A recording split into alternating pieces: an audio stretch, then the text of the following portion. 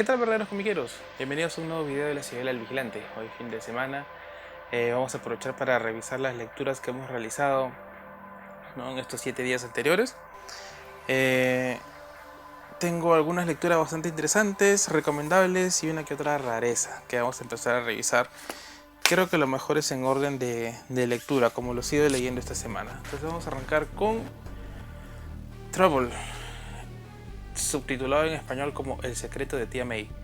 Esto está escrito por Mark Millar y dibujado por Terry Dodson, parte del relanzamiento de la línea Epic de Marvel, a cargo del editor en jefe, que en ese entonces era Bill Jemas, si no me equivoco, el infame Bill Jemas. Este fue un intento, pues, del editor de relanzar la serie de romance de Marvel. Vamos a ver primero las portadas para que ustedes se den un poco de la idea del grado de locura de esta serie.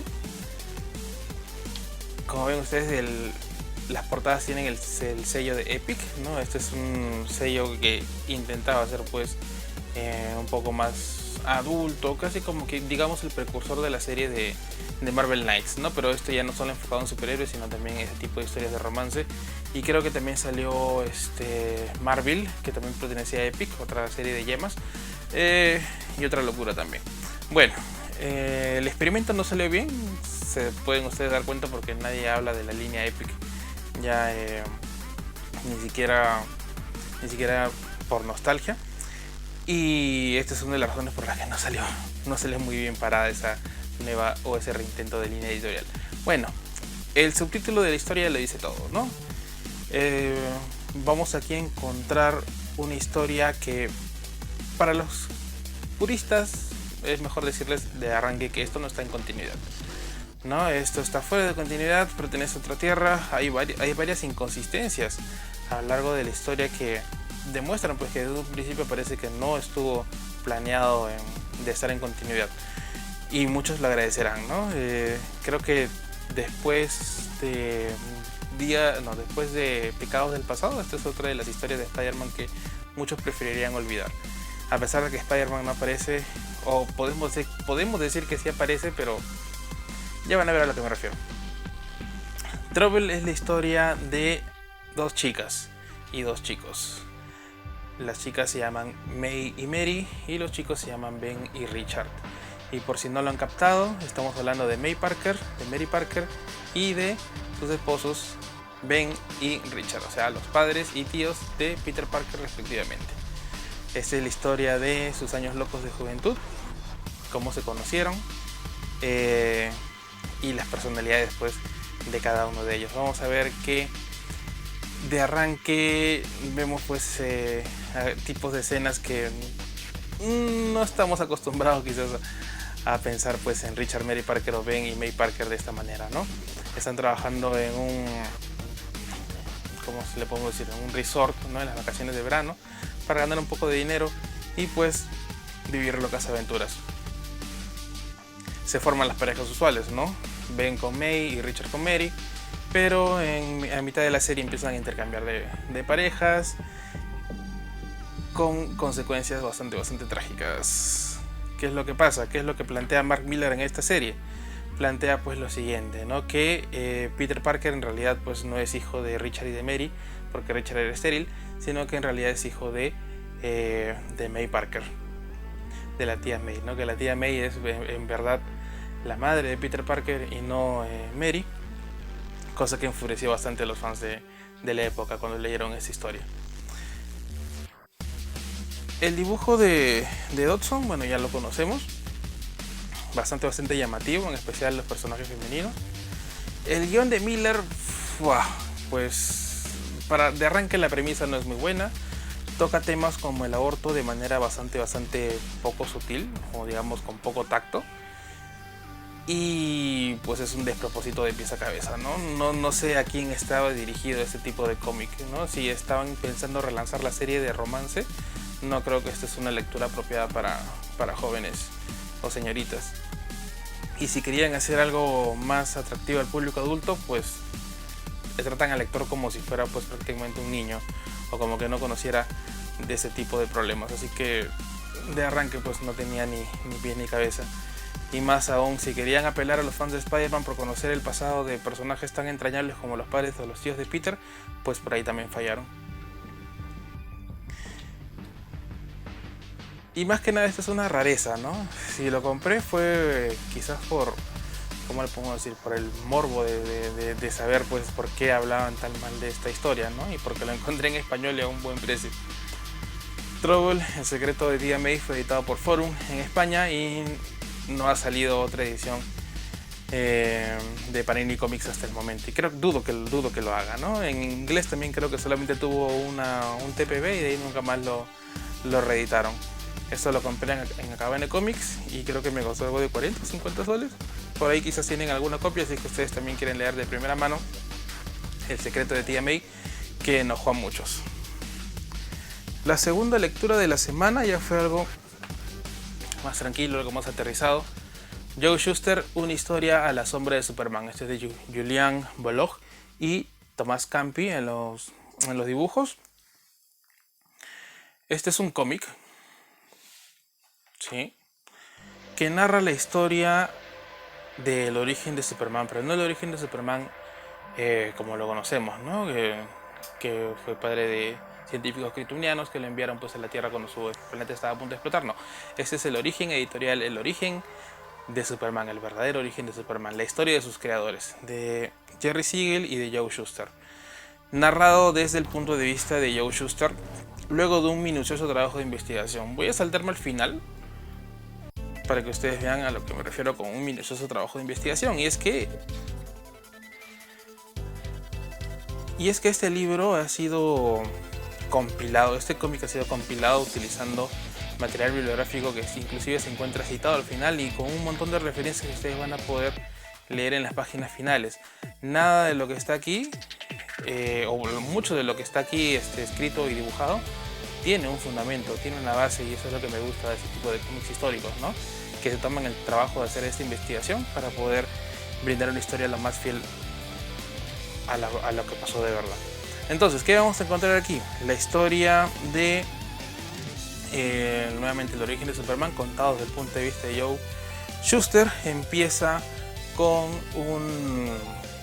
todo está narrado en forma de flashback, ¿no? Esa es una anécdota en la que un policía encuentra pues a Joe Shuster durmiendo en las calles y lo ayuda, le ofrece un desayuno y Joe pues como agradecimiento le empieza a contar la historia del origen de Superman, ¿no? Y le hace un boceto.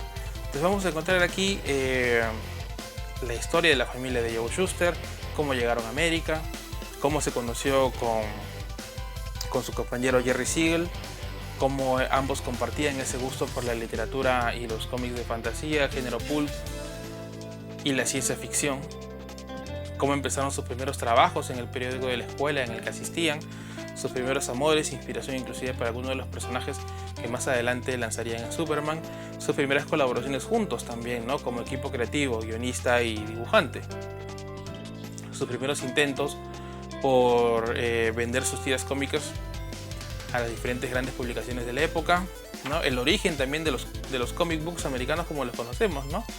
Antes recuerden que solamente venían impresos en los periódicos, en los semanarios dominicales, no a colores como acá también llegó a pasar en un momento. No existía el formato comic book así como tal, sino existían lo que se llamaba las revistas pulp o los funnies, ¿no? Los funnies que aparecían los domingos, hasta que a alguien se le ocurrió juntar todos esos funnies en una sola revista, y eso fue el origen del comic book americano, ¿no? Del formato comic book americano.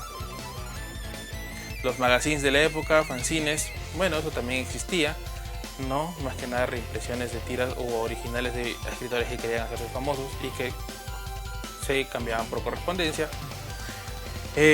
Vamos a ver los intentos, ¿no? O los orígenes de la idea de Superman, ¿no? Inclusive con referencias a la primera historia, ¿no? El reinado del superhombre, si no me equivoco, ¿no? Los intentos del dúo creativo por vender la idea de Superman y cómo iban siendo rechazados, ¿no? Por diferentes editoriales que no veían pues potencial en este tipo de historias, hasta que alguien apostó por ellos y llegaron a vender por la suma pues de $130 los derechos completos de Superman. y ese fue pues el inicio del fin, como publiqué una vez en Instagram, ¿no? Una foto del contrato, el inicio del fin de el inicio del fin y el inicio de la ardua tarea de recuperar los derechos de Superman, ¿no? Este es el contrato que les mencionaba, ¿no? Al principio pues ellos estaban vendiendo la idea de un personaje más, ya que ambos como equipo creativo habían ya realizado casi pues unos 5 o 6 personajes nuevos, ¿no? Historias que ya también iban vendiendo, y pensaron que Superman iba a ser pues una de esas historias más, que no iba a pegar tanto, ¿no? Pero vino la Segunda Gran Guerra, el cómic de superhéroes despuntó, Superman pues siendo el símbolo de los oprimidos supo captar la atención de la gente y se convirtió en una sensación, ¿no? Sacaron no solamente los cómics, sino también tuvo un serial por radio, tuvo series de televisión, tuvo también seriales para el cine. Prácticamente Superman se convirtió de la noche a la mañana en un ícono americano, pero solamente esto llenaba los bolsillos pues, de los empresarios de National, que habían comprado los derechos de Superman, y Jerry Siegel y Joe Shuster pues no veían prácticamente nada de regalías, y eso fue por mucho tiempo, hasta que pues para el estreno de la película de Superman, el primer largometraje de Superman, ¿no? El que todos conocemos, empezó pues la lucha por recuperar los derechos de ese personaje, ¿no? Y vamos a ver el paso del tiempo, ¿no? Cómo le afectó esto económicamente a la pareja creativa, cómo intentaron sobrevivir en un mundo en el que no contaban con los derechos de Superman y en el que no contaban con el apoyo económico suficiente para mantenerse a flote, ¿no? Esta parte dura que quizás no se habla mucho, ¿no? En artículos o en retrospectivas de Superman, es algo que ustedes van a poder conocer y que a mí me gustaría que se lleven, ¿no? La historia detrás de las historias, que es también lo que me gusta a mí bastante, y como pues un grupo de jóvenes fanáticos del cómic se unieron, ¿no? Cuando escucharon la noticia y pudieron pues apoyar a la lucha de esta pareja, que finalmente pues vio justicia y vieron publicados sus nombres como creadores de Superman, y su familia recibió las regalías pues, que le correspondían. El guión, como ya les mencioné, está bastante bien documentado, entonces todas las expresiones, todos los diálogos y la mayoría de eventos que ustedes van a ver aquí están tomados directamente de citas bibliográficas. El dibujo para lo que es el flashback son acuarelas que prescinden del lápiz. Ustedes van a ver que prácticamente no hay líneas negras aquí, todo está dibujado y coloreado directamente en el papel. Y cuando estamos hablando ya de las cosas que pasan, ¿no? En el tiempo real, ya el dibujo se hace un poco más oscuro, ¿no? Más definido. Los recuerdos siempre son así, en esos tonos pastel, acuarelas, bien bonitos.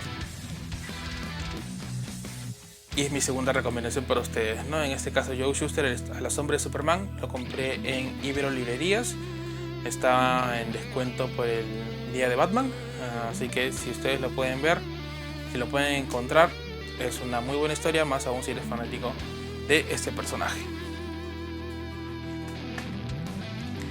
Y la última lectura de la semana, pero no por eso menos importante, Aquaman, las crónicas de Atlantis, de Peter David y Esteban Maroto, ¿no? Peter David prácticamente es conocido, ¿no? Guionista de Aquaman, de Spider-Man también, o de Spider-Man 2099, ¿no? De un montón de historias en realidad. Peter David se caracteriza por tener siempre series bastante largas. Y Esteban Maroto es un dibujante español, ¿no? También con un trazo bastante detallista, que pues le cae bien a la temática de este cómic. No, las crónicas de Atlantis, ¿qué nos cuenta? Bueno, creo que es de las historias de Aquaman en las que Aquaman no aparece hasta la última página, ¿sí? Si no me equivoco, sí, no aparece hasta la última página. Pero esto no es spoiler. Entonces, ¿qué pasa? Después de las crisis en Tierras Infinitas, se intentó crear una cronología unificada del universo DC, ¿no? Donde todas las tierras se mezclaban en una sola, y todos los eventos que se contaban en los diferentes cómics tenían que pasar en manera cronológica. Entonces tenemos, si ustedes recuerdan, en Crisis apareció un hechicero de Atlantis, creo que se llamaba Arcón o Acrón,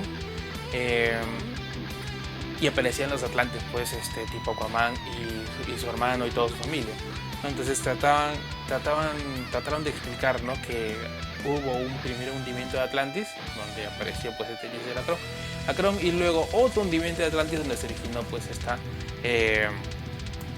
civilización que luego daría origen pues finalmente a Aquaman. Y esta es la historia de esta es la historia que nos viene a contar las crónicas de Atlantis, ¿no? La historia del segundo hundimiento de Atlantis y cómo el linaje de reyes empezó pues a diluirse hasta llegar a finalmente Arthur Curry y su hermano, y las aventuras pues que nosotros conocemos después de Crisis en Tierras Infinitas. No, esto véanlo ustedes como un mundo de Krypton, así como hizo John Byrne con Superman, contaron la historia de Krypton. Esta es la historia de el linaje de Aquaman, partiendo pues desde el origen. Vamos a ver que las cosas que pasan aquí nuevamente tienen repercusiones en el futuro. Vamos a aprender qué cosas, por ejemplo, ¿no? ¿Por qué se consideraba como una maldición que los niños atlantes nacieran con el pelo rubio? O cómo es que los atlantes lograron desarrollar pues la capacidad de hablar con los peces o con la vida marina, o cómo algunos atlantes tenían pues colas de sirena o tipo pues mitad humano y mitad animal marino. No, todas esas cosas empiezan a contarse desde aquí. ¿Desde qué punto parte? Pues desde el segundo hundimiento de Atlantis por consecuencia de un meteorito que choca con la Tierra. Un meteorito que, déjame ver si lo encuentro por aquí. Tiene características bastante letales. Vamos a ver, por acá debe estar. Acá está, ¿no? Ven que este meteorito tiene prácticamente una calavera en el frente, y cuando ves por un telescopio un meteorito que tiene forma de calavera, pues creo que te haces una idea de qué es lo que te va a pasar. No, entonces esto divide a la población, a la primera población de Atlantis, ¿no? Los seguidores del hermano mayor del actual rey, ¿no? Deciden crear una cúpula para poder protegerse no solamente del meteorito, sino de los invasores que los atacaban por sus conocimientos.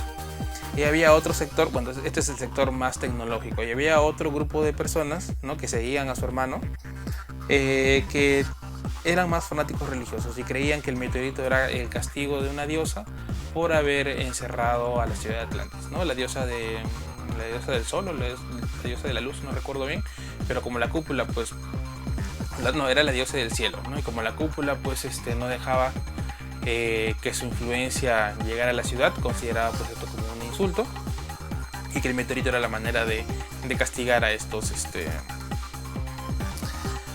tecnócratas que habían encerrado la ciudad. Entonces el pueblo se divide, ¿no? Se divide en el lado tecnológico, que van a formar la ciudad de Atlantis, y el lado religioso, que va a formar la ciudad de Neptunia, ¿no? La ciudad de Neptunia van a ubicarse pues en las ruinas de la primera ciudad de Atlantis que se hundió, ¿no? Luego de que cae el meteorito sobreviven todos por la cúpula, pero ahí es donde se dividen. Y vamos a tener entonces a dos grupos de atlantes, uno que van a seguir y desarrollar esta tecnología para poder respirar bajo el agua, y los otros que en cambio van a desarrollar a través de la magia la capacidad pues de conseguir extremidades inferiores del tipo de anfibios. Y estas dos facciones de Atlantes siempre van a estar en constante guerra, no más que nada por los hermanos que nunca se llevaron tan bien. Vamos a ver que las crónicas de Atlantis nos van a contar la historia del conflicto, ¿no? El conflicto y las vicisitudes de estos dos grupos de Atlantes a través de los tiempos. Estos son los orígenes, pero vamos a ver cómo la historia se va a desarrollar hasta tal punto que vamos a ver envejecer a estos personajes. Vamos a ver cómo crecen, cómo tienen hijos, cómo los hijos se relacionan, y cómo los hijos también, ¿no? Empiezan a contar sus propias historias. Los que registran estos van cambiando también conforme pasan los tiempos. Vamos a ver cómo los atlantes, pues luego del hundimiento, miles de años luego del hundimiento, empiezan pues a explorar la Tierra nuevamente para ver qué es lo que quedaba en la superficie. Y en la superficie pues la vida seguía desarrollándose. Mandaron unos exploradores, los exploradores nunca regresaron. Luego mandaron otro grupo y se dieron cuenta pues que estos exploradores habían pues utilizado sus conocimientos en pos de la humanidad, en pos de los habitantes de la Tierra, y habían desarrollado culturas como la egipcia o la griega. Bajo el mar, pues ambas facciones de atlantes se empezaban a enfrentar entre sí, más que nada por buscar pues quién era el que iba a unificar a esas dos grandes familias, digamos, de atlantes, que finalmente llegan a convivir, ¿no? Como una sola, pero siempre con esta dualidad entre el lado tecnológico y el lado religioso, ¿no? Que en Atlantis todavía no termina de amalgamarse. Las crónicas llegan hasta la Grecia, si no me equivoco, hasta la época de los egipcios y de los griegos. Vamos a ver en los últimos capítulos de las crónicas cómo es que el linaje de Aquaman empieza a aparecer, ¿no? Vamos a ver cómo fue gestado también Arthur Curry. Recuerden que en esta continuidad Arthur Curry no es como en la película de Aquaman, que la reina de Atlantis salió de su reino, se encontró con el guardián Don Faro, creo, ¿no? Que decía en la película, y tuvieron un hijo. No, sino que aquí fue el guardián del Faro que se encontró a un niño y lo crió, y luego descubrió que era Atlantis y que era príncipe de Atlantis, ¿no? Y esa es la continuidad que nos va a contar esa historia. Ahora, para darle un poco más de veracidad, no sé si veracidad, un poco más de... Bueno, sí, creo que es veracidad a la historia, vamos a encontrar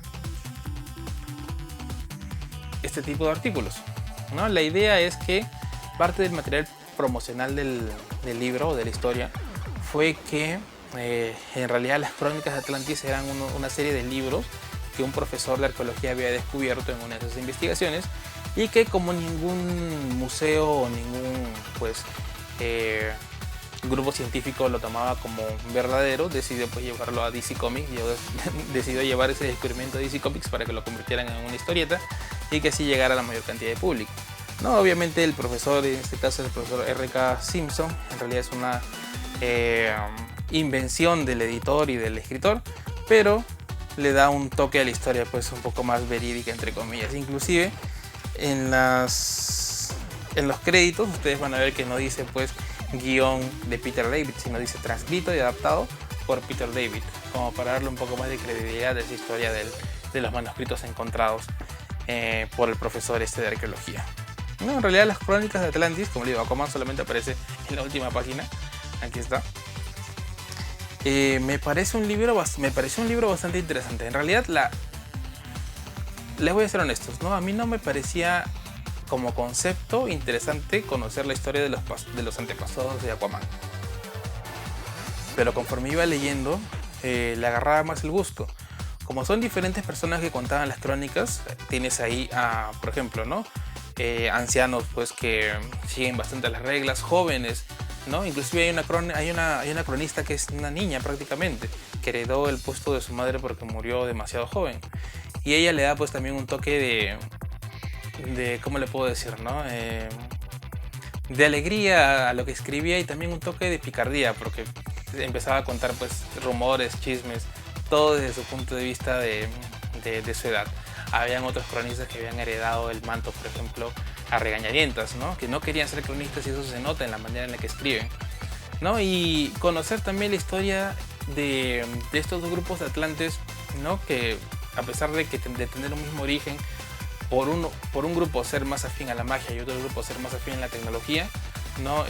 Chocaban bastante. Y las repercusiones que eso tuvieron también en el futuro, ¿no? Prácticamente todas las cosas que nosotros damos por sentadas en los mitos de Aquaman o en la mitología de Aquaman del presente, tuvieron sus orígenes aquí. Aquí prácticamente intentan amarrar todos esos cabos sueltos que pueden haber pasado por la mente de todos los lectores, ¿no? Y al final cierra con un árbol genealógico de la familia de Superman, de la familia de Aquaman, disculpen. Nada, que están pues, ¿no? Los dos reyes principales, Orin y Shalako, ¿no? Orin es el rey que era tecnócrata, Shalako es el rey que, bueno, el hermano que luego se convirtió en rey, uno de su gente que era más afín a la magia, y cómo pues a partir de las relaciones con sus esposas y sus hijos llegaron hasta dar a luz pues a Aquaman y a su hermano Orm, ¿no? Que luego también se enfrentarían como se enfrentaron a todos hermanos al principio.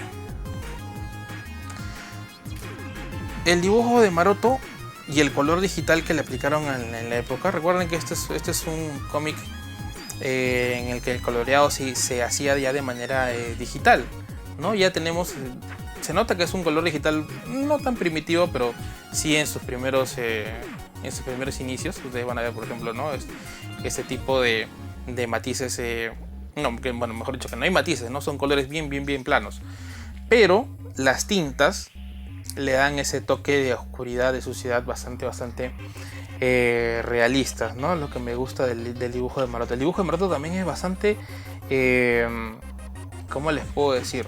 Detallado, ¿no? En escenas como esta, por ejemplo, o por acá en las batallas, también cuando dibuja una gran cantidad de peces, da gusto pues poder leer historias así como esta de acá, ¿no? Esta splash page es prácticamente lo que yo llamaría pues el resumen de la espectacularidad del dibujo de Maroto, ¿no? Ven las diferentes expresiones, como los atlantes huyen, ¿no? Ante la aparición pues de este otro grupo de atlantes de Neptunia que pueden hablar con los peces, ¿no? Y como inclusive los dibujos de los tiburones, de las ballenas, ven la cantidad de rayas que Maroto utiliza para darle un poco de tonalidad, ¿no? Acá, si tú lo ves de cerca, está aplicando una sola tonalidad de azul, una sola tonalidad de plomo o de marrón, pero las líneas le dan, pues, lo oscurecen en las zonas que lo necesita o lo aclaran en las zonas que también no necesita mucho color y le da ese contraste bastante bonito. El guión, ¿no? Me gusta la idea de que hayan colocado adaptado por Peter David, ¿no? Como para darle un poco de credibilidad a la historia, pero está bien espaciado, bien desarrollado. Hay algunos saltos en el tiempo, pero es para darle un poco más de credibilidad a esta onda de manuscritos escritos, manuscritos perdidos encontrados, ¿no? Son 8 números si no me equivoco, o 9 números, vamos a ver el índice. Sí, creo que son 9 números. Claro, son 1, 2, 3, 4, 5, 6, 7, 8, 9, 10 números, ¿no? Son 10 números que te hacen pensar por qué no fueron 12. Sí, yo creo que si hubieran sido 12 números, si hubieran escrito un par de capítulos más, me hubiera gustado bastante más, pero no. En realidad no tengo quejas con el guión de Peter David. Peter David es un escritor que ya prácticamente a pulso se ha ganado mi respeto y mi fascinación, ¿no? Por la cantidad o por la calidad de las historias que él escribe. Prácticamente no hay cosas malas de Peter David que yo haya podido encontrar todavía, y definitivamente esta es una de sus mejores historias. Y otra recomendación que yo les haría, pues, que ustedes puedan conseguir y leer las crónicas de Atlantis. Y así, comiqueros, hemos llegado al final de otro video de la Ciudadela del Vigilante. Espero que haya sido de su agrado, y si fue así, no se olviden de dejar un like y compartir el video, así como suscribirse al canal si es que aún no lo hacen. Ya saben que cualquier duda o comentario me la pueden dejar aquí o en mi página de Facebook, y háganme saber cuál de las 3 lecturas les gustaron más.